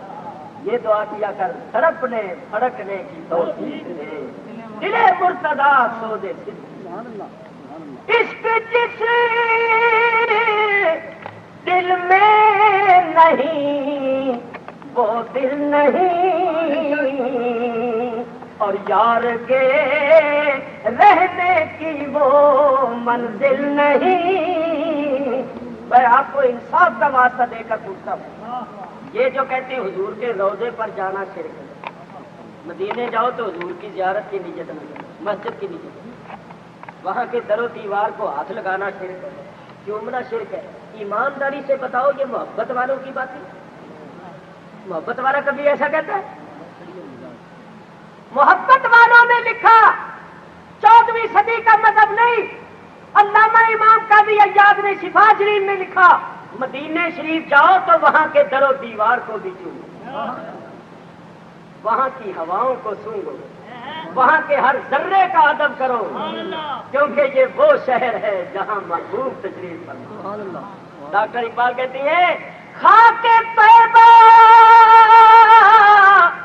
از دو عالم خوش ترست بہ کنک شہر کے در دل برست. مولانا محمد شفیع صاحب کاروی خطیب اہل سنت محبت والوں کی باتیں ہو رہے. حضرت پیر سید جماعت علی شاہ صاحب محدث علی پوری رحمت اللہ تعالی علیہ جاؤ جا کے سارے مدینے والوں سے پوچھ لو. آپ ہر سال تشریف لے جاتے ہیں اور ایک دن جتنے بواب ہیں نا بواب کن کو کہتے ہیں جو دروازوں پر بیٹھ کے لوگوں کی جوتیاں سنائے ظاہرین جوتیاں رکھ جاتے ہیں تو وہ جوتیوں کی رکھوالی کرتے ان کو کہتے ہیں بواب دروازوں پر بیٹھے. ایک دن سارے بوابوں کی دعوت کر بڑی پرکٹن اور جاتے ہوئے سب کو ہدیہ نذرانہ دیتے. ایک دن جھاڑو دینے والوں کی دعوت کرتے حضور کی مسجد پاک میں روضہ انور میں جو جھاڑو دیتے ہیں ان سب کی دعوت کرتے اور سب کو نذرانہ. اسی طرح جتنے وہاں لوگ خدمت کرتے ہیں مختلف قسم کی ڈیوٹیاں ان کی. خواجہ سرا حضرات جو خاص روضے شریف کے اندر جاتے ایک دن ان کی دعوت. بعض مرتبہ ایسا ہوتا کہ جو پہلے دن آتا وہ دوسرے دن بھی آ جاتا. حالانکہ دوسرے دن جن کی دعوت ہوتی تھی وہ ان میں سے نہیں ہوتا. مثلا جھاڑو دینے والوں میں نہیں بلکہ بواب پہلے دن آیا دعوت بھی کھا گیا ہدیہ بھی لے گیا مگر دوسرے دن بھی آ گیا تیسرے دن بھی آ جاتا. تو آپ کا ایک خاص خادم تھا خلیفہ تھا اس کا نام تھا کرم لگا. وہ کہتا حضرت یہ شخص کل بھی آیا اور کل یہ ہدیہ لے گیا دعوت بھی آج بھی تو آپ سے مدد کیوں. خبردار ایسی بات نہ کرنا. اور جماعت علی کے پاس جو کچھ ہے وہ سب کچھ حضور کا ہے. چاہے روز آ جائے میرا گوشت بھی کھا جائے میرا سب کچھ لے جائے یہ حضور کے دربار کے غلام. چاہے روز آئے یہ نہ کہو کل آیا تھا آج بھی آگے روز آئے میں روز دوں تب بھی حق ادا نہیں ہوتا. جماعت علی کے پاس جو کچھ ہے وہ اس کا اپنا نہیں. اچھا بات یہ کرنی تھی. ایک دن مرید زیارت کرنے کے واسطے گئے شہر سے باہر کسی مقام. دیر ہو گئی رات کو جب واپس آئے تو راستے میں ایک کتا مدینے شریف کا کتا ان کو دیکھ کر بھونکنے لگا. بھونکتا بھونکتا وہ آگے بڑھا حضرت صاحب کے مرید نے سمجھا کہ آگے بڑھ کر کاٹے گا، اس نے زمین سے ایک پتھر اٹھایا اور کتے کو مارا۔ اتفاق سے وہ پتھر کتے کو لگ گیا اور وہ بیچارہ چاؤں چاؤں کرتا ہوا چلا گیا۔ پیر بھائیوں نے کہا تو نے اچھا نہیں، تو نے مدینے شریف کے رہنے والے کتے کو پتھر مارا ہے، یہ تو نے اچھا نہیں۔ وہ کہنے لگا اگر میں نہ مارتا تو کاٹ دیتا، چاہے کاٹ ہی تو نے پتھر نہیں مارا۔ آگے اور دوسرے پیر بھائیوں نے حضرت صاحب سے اس کا ذکر کر دیا۔ جو ہی حضرت صاحب نے سنا کہ میرے مرید نے مدینے شریف کے کتے کو پتھر مارا، آپ کی چیخ نکل گئی۔ فرمایا تو نے جماعت علی کی محنت کو برباد کرنے کی کوشش کی ہے، تو نے حضور کی گلی کے رہنے والے کتے کو پتھر مارا۔ آج جلدی چل میرے ساتھ، مجھے بتا وہ کون سا کتا ہے۔ ننگے پیر بھاگے، ننگے پیر چل گئے، اسی محلے میں گئے تو کتا تو وہیں رہتا ہے۔ مریدوں نے کہا حضرت یہ ہے، اس کتے کے پاس جا کر اس طرح گلے میں چھاپا ڈال لیا اور کہا او محبوب کی گلی میں رہنے والے کتے، میرے مرید نے تجھے پتھر مارا ہے، میں سید جماعت علی معافی مانگنے آیا۔ ہزاروں قطار رو رہے ہچکیاں بندھی ہوئی ہے، اور محبوب کی گلیوں میں رہنے والے کتے، میں سید جماعت علی معافی مانگتا ہوں، مجھے معاف کر دے۔ رو رہے ہیں اور معافی مانگ، ہزاروں قطار رو رہے۔ پھر حضور کے روضے پر واپس آئے، وہاں آ کر روئے اور معافی مانگی، اور روز اس کتے کو گوشت کھلاتے تھے، اچھی اچھی چیزیں کھلاتے تھے، اور اس مرید پر ناراض ہو گئے کہ تو نے مدینے شریف کی گلی کے کتے کو پتھر کیوں مارا۔ میاں محبت والوں کی دنیا تو یہ ہے، وہ ان کتوں کو بھی ادب کی نگاہ سے دیکھتے ہیں جو محبوب کی گلیوں میں کتے ہیں۔ ان لوگوں کو کیا ہے؟ ان کو محبت کی دولت نہیں ملی، اور جس کو حضور کی محبت نہیں ملی اس کو کچھ بھی نہیں، کچھ بھی نہیں۔ حضور کی محبت مانگا، عشق مانگا کرو، عشق ملتا ہے ان لوگوں سے حضور کی محبت اور عشق ملتا ہے۔ بات دور چلی گئی، میں یہ عرض کر رہا تھا اللہ تعالیٰ ارشاد فرماتا ہے صفا اور مروہ دونوں پہاڑیاں شعائر اللہ میں سے ہیں، تو بولو ان کی تعظیم دلوں کا تقویٰ قرار پائے گی یا نہیں؟ تو ان پہاڑیوں کو یہ عزت کس وجہ سے ملی؟ صرف اس وجہ سے کہ حضرت مائی ہاجرہ علیہ السلام کے قدم آئے، ہزاروں سال پہلے قدم آئے، مگر پہاڑیاں قیامت تک کے لیے شاعر اللہ میں سے ہو گئی، اور ان کی تعظیم دلوں کا تقویٰ قرار پا گئی۔ آئیے ایک آیت اور سنیے، پھر میں گفتگو جلدی ختم کروں گا۔ اللہ تعالیٰ ارشاد فرماتا ہے وَالْبُدْنَ جَعَلْنَاهَا لَكُم مِّن شَعَائِرِ اللَّهِ۔ کیوں جی یہ قرآن کی آیت ہے یا نہیں؟ وَالْبُدْنَ، بدنا کس کو کہتے ہیں؟ قربانی کے اونٹ، بولو قربانی کے اونٹ،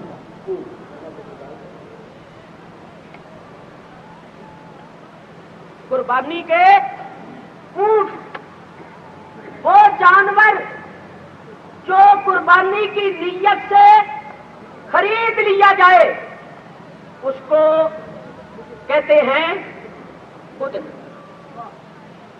حضور علیہ الصلوۃ والسلام کے زمانہ مبارکہ میں لوگ جانور ساتھ لے کے جاتے ہیں، تو جن جانوروں کو قربانی کے لیے مخصوص کر دیا جاتا تھا، یعنی جن کی نسبت اللہ تعالیٰ کی طرف ہو جاتی تھی، پھر وہ جانور شاعر اللہ میں سے ہو جاتا۔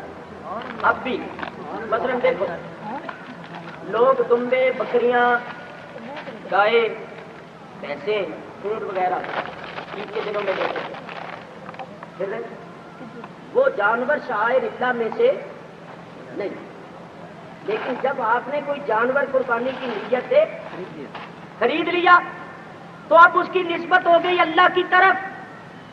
جب وہ قربانی کے واسطے مخصوص ہو گیا، اس کی نسبت ہو گئی اللہ کی طرف، تو اب وہ شاعر اللہ میں سے ہو، اور اس کی تعظیم لازم ہو گئی۔ اس کی تعظیم کیا ہے؟ کہ آپ اس پر بوجھ نہیں ڈال سکتے، آپ اس کی اون اتار کے اس سے کوئی فائدہ حاصل نہیں کر سکتے، ذبح کرنے سے پہلے کی بات کر رہا ہوں۔ آپ اس کا دودھ نہیں پی سکتے، آپ اس کو کوئی اذیت نہیں پہنچا سکتے، ستا نہیں سکتے، ان کو آپس میں لڑانا یا ان پر بوجھ وغیرہ ڈالنا جائز اب وہ قابل احترام ہے، کیونکہ اس کی نسبت ہو گئی اللہ کی طرف۔ معلوم ہوا کہ جس چیز کی نسبت اللہ کی طرف ہو جائے وہ چیز قابل تعظیم ہو جاتی ہے اور مخالف بھی مانتے۔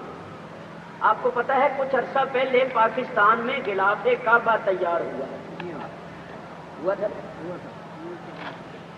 ایوب خان کے دوران، اور لاہور میں جلوس نکالا گیا، لاہور میں نکالا گیا تھا اس غلاف کعبہ کا جلوس نکالا گیا، جس جلوس کی قیادت مودودی صاحب نے کی۔ لوگوں نے اس کا غلاف کعبہ پر چڑھاوے چڑھائے، پیسے پھینکے، ہدیے، طرح طرح کی چیزیں، اس کو لوگ چومتے تھے، اس کی تعظیم کرتے تھے، یہاں تک کہ اتنا ہجوم تھا، مجھے یاد ہے اخبار کا تراشا میں نے ابھی تک رکھا ہوا ہے کہ ایک آدمی نیچے آ کر کچلا گیا، لوگوں کے نیچے آ کر وہ کچلا گیا، وہ بیچارہ اس طرح وفات پا گیا۔ جب یہ سارا جلوس نکلا اور یہ سارا سلسلہ ہوا تو لوگوں نے مودودی صاحب سے سوال کیا کہ مودودی صاحب آپ تو کہتے ہیں کہ جو کام حضور کے زمانے میں نہیں ہوا وہ بدعت ہے، اور ہر بدعت مذمومہ اور سیئہ ہوتی ہے، کوئی بدعت حسنہ نہیں ہوتی۔ آپ تو بدعت سیئہ کے قائل ہیں، آپ کے نزدیک کوئی بدعت حسنہ نہیں ہے۔ مودودی صاحب نے لکھا، ترجمان القرآن میں لکھا ہے کہ کوئی بدعت حسنہ نہیں، جو بدعت ہے وہ بدعت سیئہ ہے، مذمومہ۔ تو جب آپ کسی بدعت حسنہ کے قائل نہیں ہیں، آپ کے نزدیک ہر بدعت سیئہ ہے، تو حضور کے زمانے میں اس طرح کعبے کے غلاف کا کبھی جلوس نکلا تھا؟ لوگوں نے اس طرح چوما، اوپر پیسے ڈالے، تو یہ بدعت نہیں ہے، اور آپ اس کے مرتکب ہو کر بدعتی نہیں ہوئے۔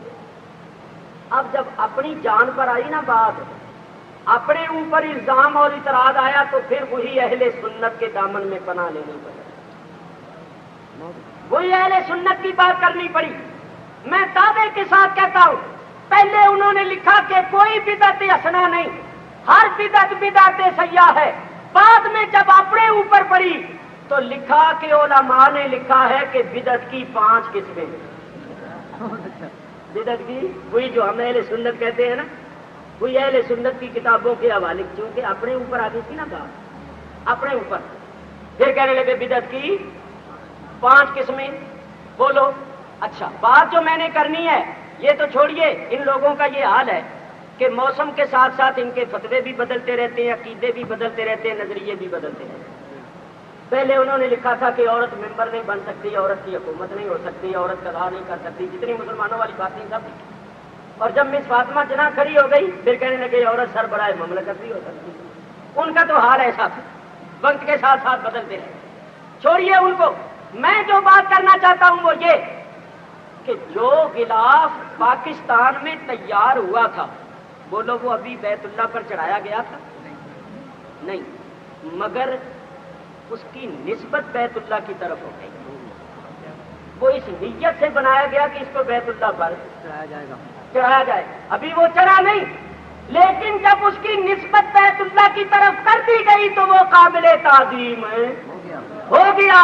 یہاں سے بھی ثابت ہوا کہ جن چیزوں کی نسبت قابل تعظیم مقامات سے یا قابل تعظیم بندوں کے ساتھ ہو جائے، ان کی تعظیم کرنا یہ جائز ہے۔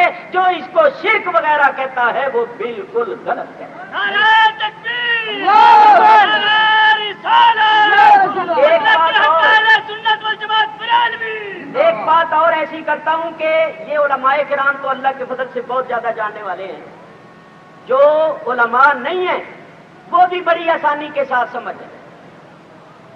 آپ حضرات قرآن شریف کو چومتے ہیں یا نہیں؟ آنکھوں سے لگاتے ہیں، سینے سے بھی لگاتے ہیں، اور صحابہ کرام بھی قرآن کو سینے سے لگاتے ہیں۔ علامہ سیوطی نے تفسیر اتقان میں لکھا ہے صحابہ قرآن کو کتنی دیر سینے سے لگا کے یہی کہتے رہتے تھے ہاذا کلام ربی ہاذا کلام ربی، یہ میرے رب کا، یہ میرے رب کا۔ میاں یہ ساری باتیں محبت ہے۔ محبت والا تو محبوب کی چٹھی کو بھی چومتا ہے، نہیں چٹھی سجنا ہے، اور محبت والا تو محبوب کی چٹھی کو بھی چومتا ہے، آنکھوں سے لگاتا ہے، سینے سے لگاتا ہے۔ یہ تو محبوب حقیقی کی چٹھی ہے، یہ محبوب حقیقی کا کلام ہے، اس کو چومنا اس کے ساتھ محبت ہونے اور اس کی تعظیم کی علامت۔ اچھا آپ قرآن شریف کو چومتے ہیں یا نہیں؟ کیوں؟ میں پوچھتا ہوں جب آپ قرآن کو چومتے ہیں تو اس میں قرآن کون سی چیز ہوتی ہے؟ جو قرآن شریف کے اوپر غلاف چڑھا ہوا ہے کپڑے کا، کیا وہ قرآن ہے؟ وہ کپڑا تو پاکستان میں بنا، وہ کپڑا تو قرآن نہیں۔ گتا جس کی جلد بندی ہوئی ہے، کیا وہ قرآن ہے؟ وہ بھی پاکستان میں یا کسی اور ملک میں بنا۔ کاغذ جس کے اوپر قرآن شریف لکھا ہوا ہے، کیا وہ کاغذ قرآن ہے؟ نہیں۔ کاغذ کے اوپر روشنائی جس کو آپ سیاہی بولتے ہیں، جو الفاظ اور حروف کی شکل میں بکھری ہوئی ہے، کیا وہ روشنائی قرآن ہے؟ وہ بھی پاکستان میں بنی، پریس والوں نے اس کو بنایا یا بن خریدا، اسی روشنائی سے وہ اخبار چھاپ دیتے ہیں، اسی اخبار سے دوسری کتابیں چھاپ دیتے ہیں، اسی روشنائی سے وہ قرآن چھاپ دیتے ہیں۔ تو آپ جب قرآن کو چومیں گے تو آپ کے لب کس چیز پر لگیں گے؟ یا تو کپڑے پر لگیں گے، کپڑا قرآن نہیں، یا گتے پر لگیں گے، گتا بھی قرآن نہیں، یا کاغذ پر لگیں گے، کاغذ بھی قرآن نہیں، یا سیاہی پر لگیں گے، سیاہی بھی قرآن نہیں۔ تو بولیے آپ نے قرآن کو چوما تو قرآن کون سی چیز؟ آؤ میں عرض کروں، روشنائی قرآن نہیں، کاغذ قرآن نہیں، مگر روشنائی کے ساتھ کاغذ کے اوپر جو لکھا ہوا ہے وہ قرآن فی نفسہ ہی روشنائی قرآن نہیں، کاغذ بھی قرآن نہیں، لیکن روشنائی کے ساتھ کاغذ کے اوپر جو لکھا ہوا ہے وہ قرآن ہے۔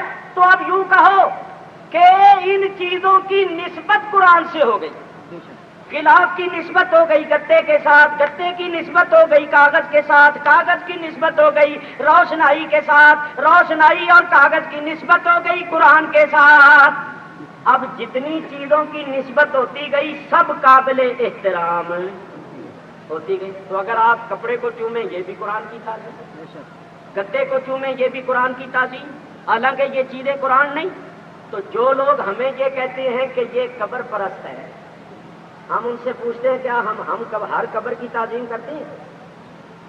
جاہل سے جاہل آدمی بھی کسی قبرستان کے پاس سے گزرتا ہے تو تم نے کبھی دیکھا ہے کہ ہر قبر کے آگے وہ ہاتھ باندھ کے کھڑا ہو جائے؟ معلوم ہوا ہم ہر قبر کی تعظیم نہیں کرتے، مگر جب ہمیں بتایا جاتا ہے کہ یہ کسی ولی اللہ کی قبر ہے وہاں ہم ادب سے کھڑے ہو جاتے ہیں۔ تو ہمارے دل میں ادب اس قبر کا مٹی کے ڈھیر کا نہیں بلکہ اس کا ہے جو اس قبر کے اندر آرام فرما، اور اس کا ادب دل میں کیوں آیا؟ اس لیے کہ اس کا تعلق ہے اللہ کے ساتھ، تو بات وہی اللہ تک حساب ہوتی ہے۔ میاں ہم قبر کی تعظیم اس لیے کرتے ہیں کہ وہ قبر ہوتی ہے اللہ والے کی، اور اللہ والے کی تعظیم اس لیے کرتے ہیں کہ وہ اللہ والا ہے، اس کا اللہ سے تعلق ہے، اللہ سے نسبت ہے، تو بات اللہ تک کی جا پہنچی۔ میرے بزرگوں اور دوستوں، یہ جو ہم پر الزام لگاتے ہیں کہ یہ قبر پرست ہیں، پیر پرست ہیں، یہ بہتان ہے۔ خدا کی قسم نہ ہم قبر پرست ہیں نہ پیر پرست ہیں، ہم خدا پرست ہیں، مگر ان اللہ والوں کی ہم تعظیم کرتے ہیں اس لیے کہ ان اللہ والوں کا اللہ کے ساتھ تعلق ہے اور اللہ کے ساتھ نسبت ہے۔ اور جو چیز قابل تعظیم ہو اس چیز کے ساتھ جس چیز کی نسبت ہو جائے، تعلق ہو جائے، وہ چیز بھی قابل تعظیم ہو جاتی ہے، اور اس کی تعظیم اصل میں اصل کی تعظیم ہوتی ہے۔ تو یاد رکھو یہ جو ہم اہل سنت و جماعت پر طرح طرح کے الزام لگاتے ہیں یہ جھوٹے الزام ہیں۔ ہم قبروں کو چومتے ہیں، کوئی اگر محبت کے ساتھ چوم لیتا ہے تو انہوں نے چومنے کا نام سجدہ رکھا ہوا۔ سجدہ اور چیز ہے، چومنا اور چیز۔ اور چیز ہمارے مولانا نے اس پر کتابیں بھی لکھی.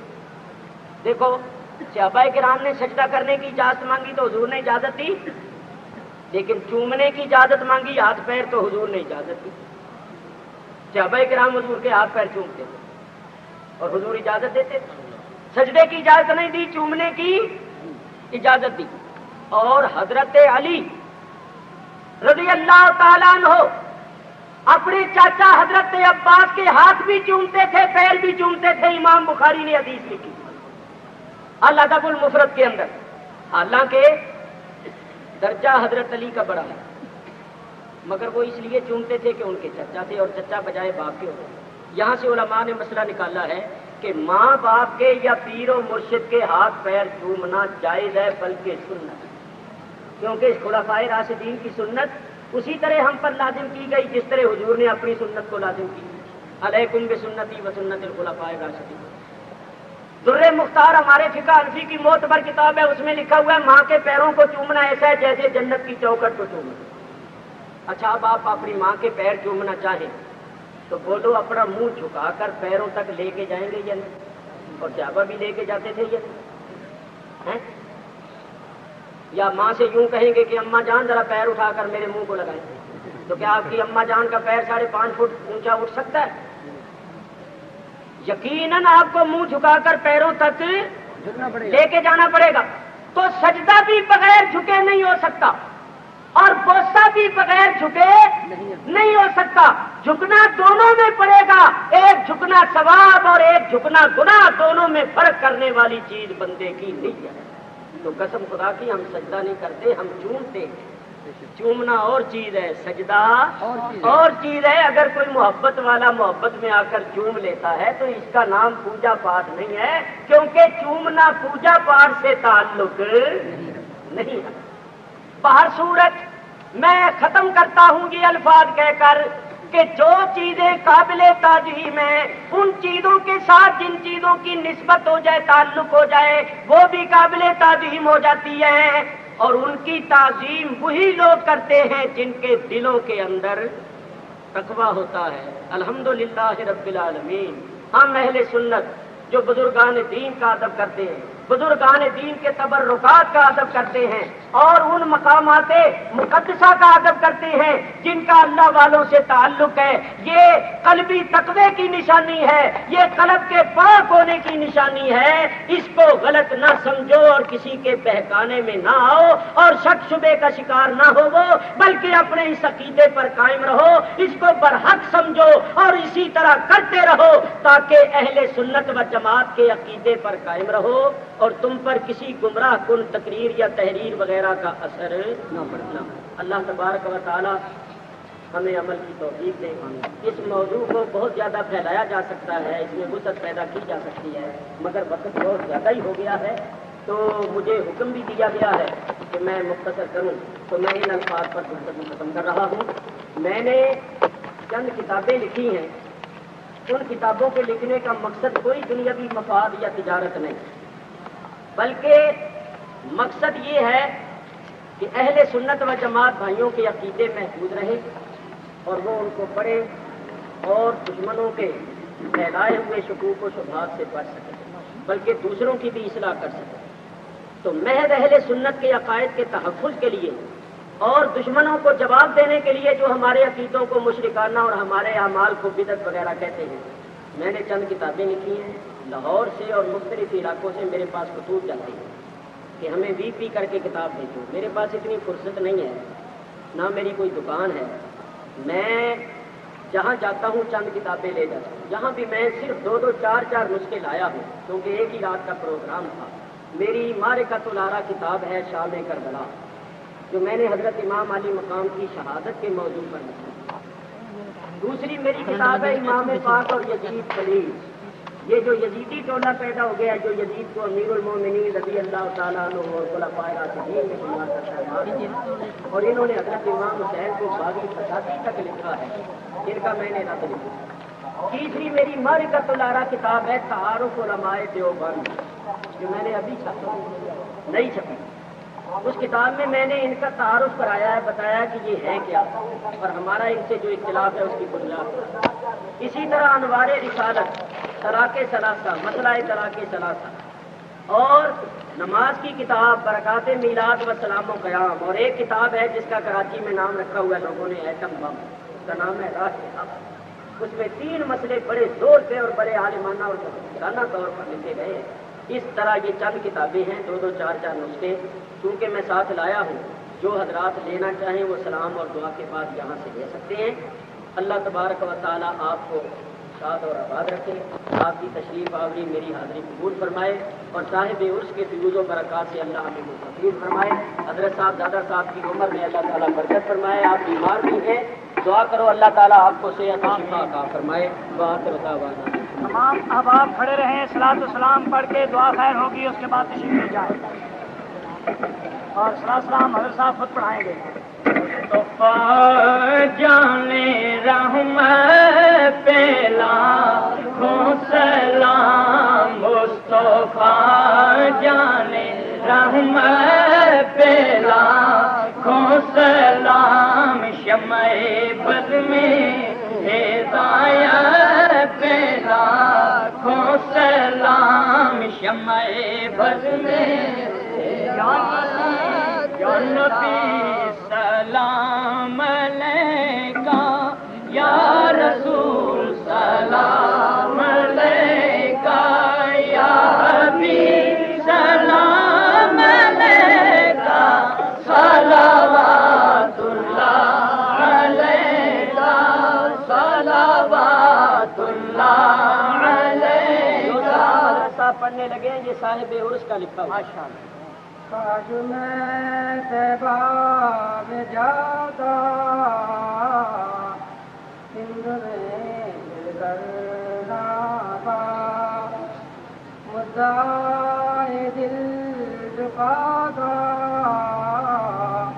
یہ صدا دل کا سناتا، یا نبی سلام علیکہ، یا رسول سلام علیکہ، یا حبیب سلام علیکہ، صلوات اللہ علیکہ، صلوات اللہ علیکہ۔ میرا مسکن مدینہ، ماں کا بہتر ہے قرینہ، یہاں بات ہے آپ نہ جینا، یا غیاث العالمین، یا نبی سلام علیکہ، یا رسول سلام علیکہ، یا حبیب سلام علیکہ، صلوات اللہ علیکہ، صلوات اللہ علیکہ۔ رہا ہوں میں جلا دو، شکل نورانی دکھا دو، یا رسول اللہ مر رہا ہوں میں جلا دو، شکل نورانی دکھا دو، عنبری زلفیں سبھا دو، اپنا شہدائی بنا دو، یا نبی سلام علیکہ، یا رسول سلام علیکہ، یا حبیب سلام علیکہ، صلوات اللہ علیکہ، صلوات اللہ علیکہ۔ اشرفی مسکین تمہارا، کر کے دنیا دے کنارا، رکھتا ہے تم سے سہارا، تو خبر جلدی گزارا، یا نبی سلام علیکہ۔ رحمۃ اللہ علیہ کی تمام تقاریر کے لیے رجوع فرمائیے مولانا وقاروی اکیڈمی 53B سندھی مسلم ہاؤسنگ سوسائٹی کراچی پاکستان۔ صلوات اللہ